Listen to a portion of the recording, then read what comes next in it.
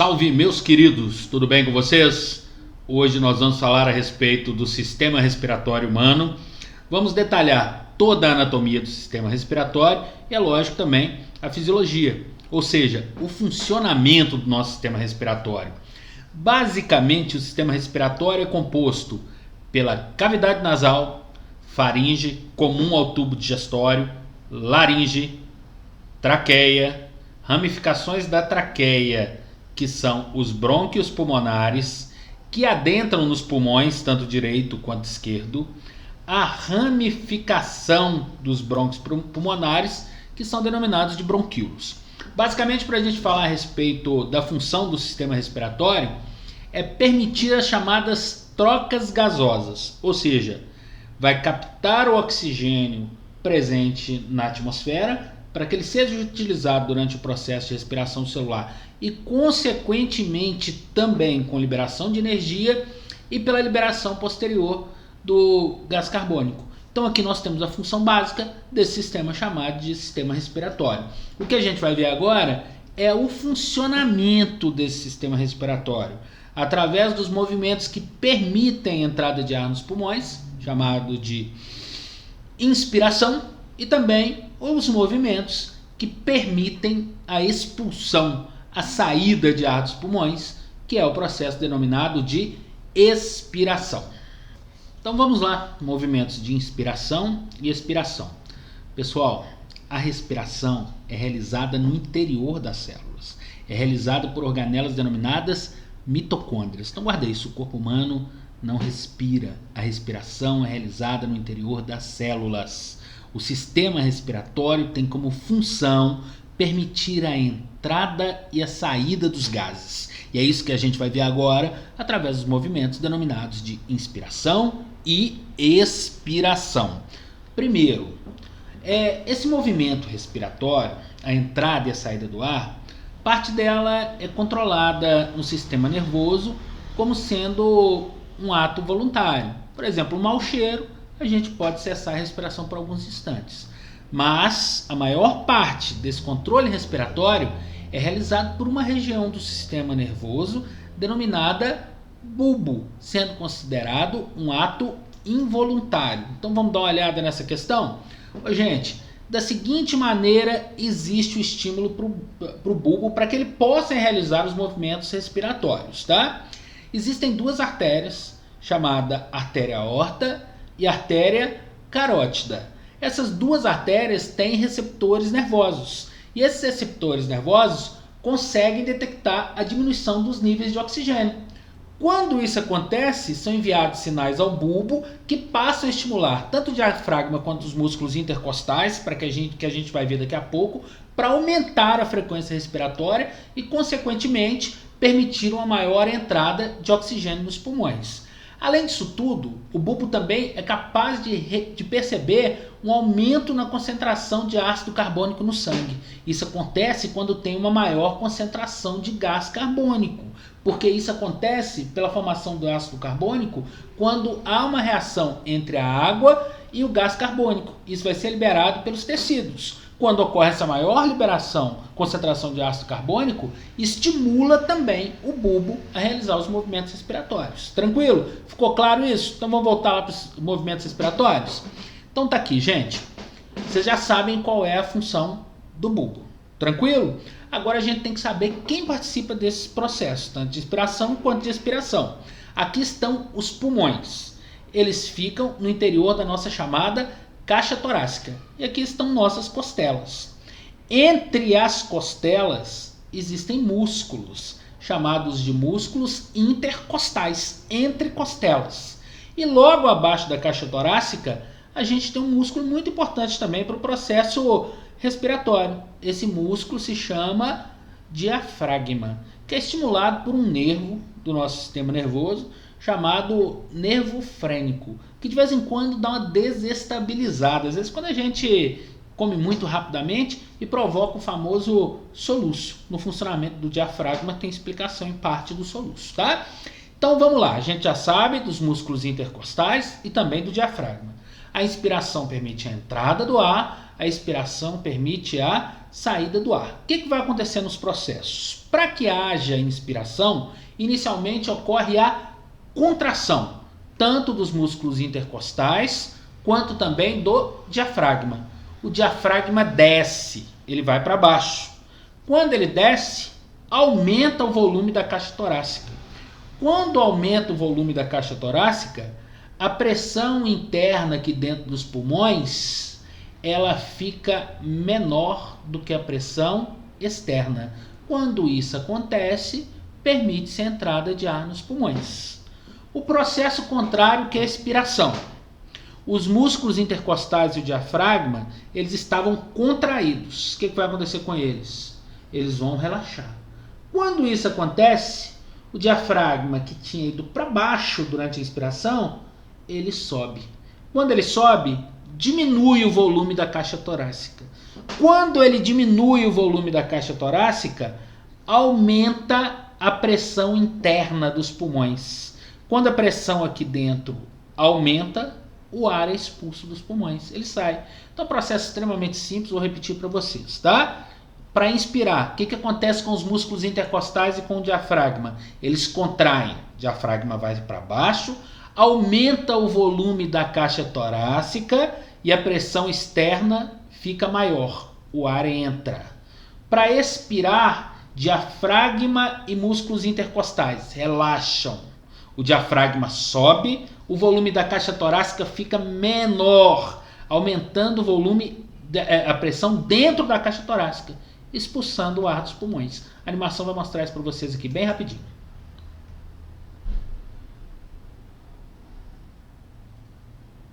Acho que deu para a gente visualizar, né, gente? Ficou claro isso aí? Então vamos para a nossa próxima parte agora, que a gente vai seguir falando a respeito da anatomia do sistema respiratório.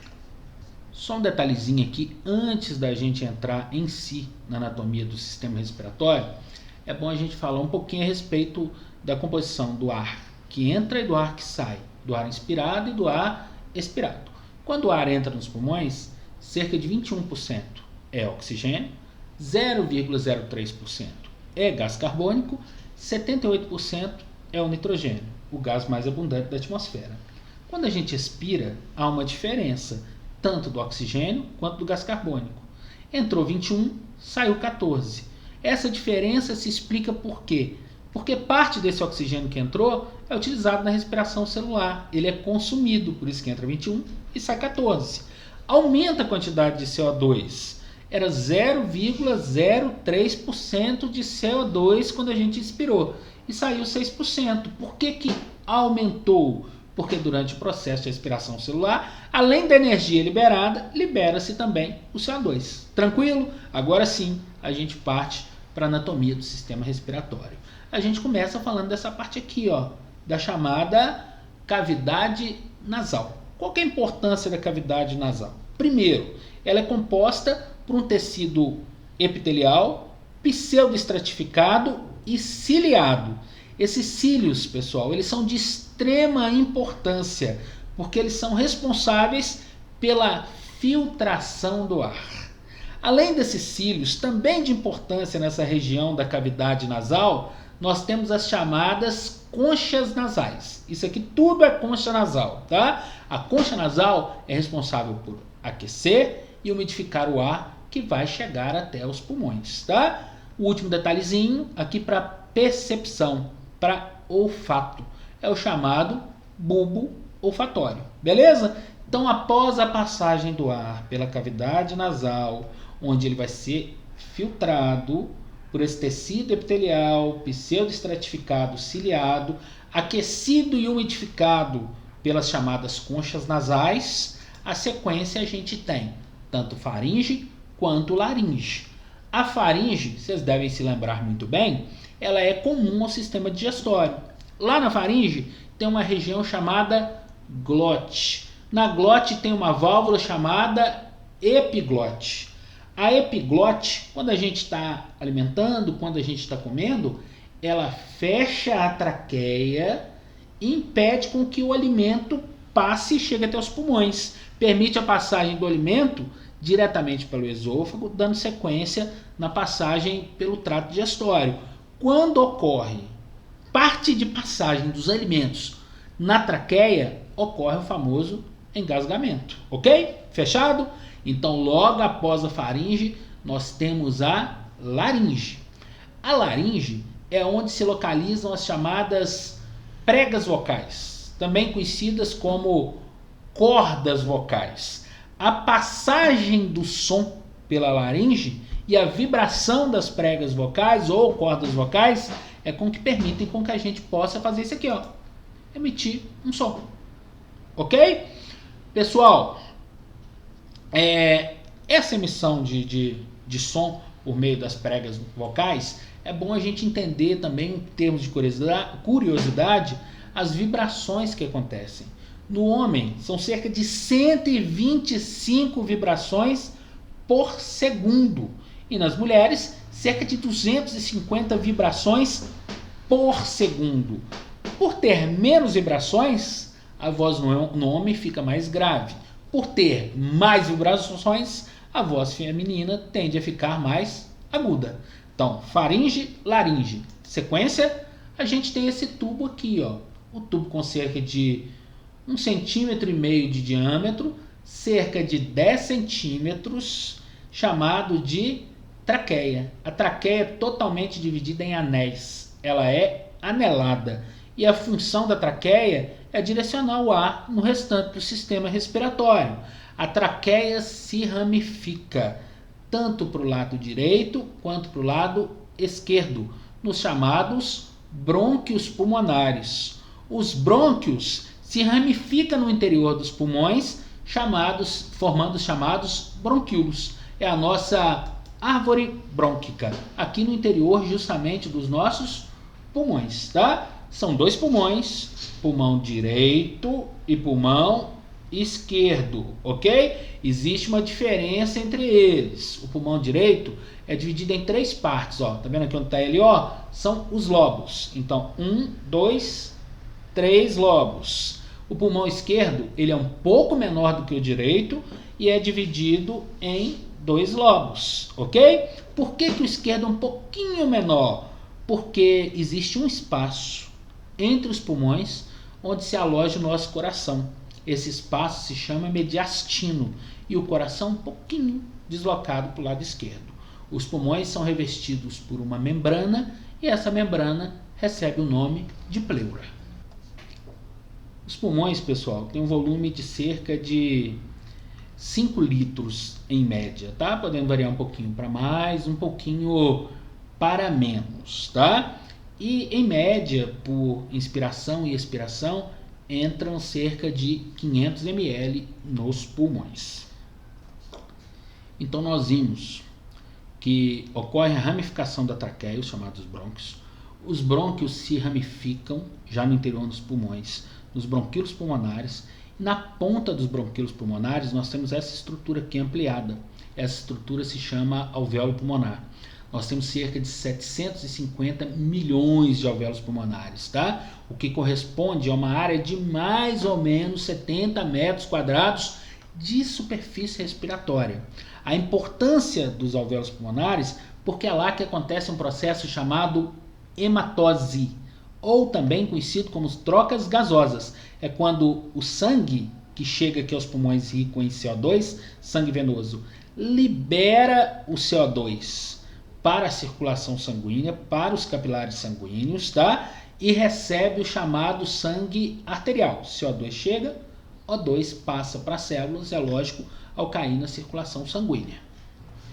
Quando eu falei para vocês dessa questão de sangue venoso e arterial, a diferença entre eles é muito importante quando a gente for estudar sistema cardiovascular, tá? Muito cuidado. A gente não pode falar que sangue venoso é que circula em veias, sangue arterial que sempre circula no interior de artérias. Nós temos artéria por onde circula sangue venoso. Como também temos veias por onde circula sangue arterial. Tem um próximo vídeo que vocês vão ver, sistema cardiovascular, que a gente vai ver isso, tá? A diferença entre eles é na concentração dos gases respiratórios. Se um sangue tem a maior concentração de oxigênio, ele é chamado de sangue arterial. Aquele com a maior concentração de CO2 é chamado de sangue venoso. É basicamente o que vocês estão vendo aqui, ó. Sangue venoso, CO2, CO2 passa para o alvéolo e recebe logo em seguida o oxigênio. Isso é a troca gasosa, conhecida como hematose, que acontece justamente no interior dos alvéolos pulmonares, é lógico que estão localizados nos pulmões. Então, pessoal, por hoje é só isso. Espero que tenha sido claro e que tenha contribuído aí com vocês. Grande abraço e até a nossa próxima aula.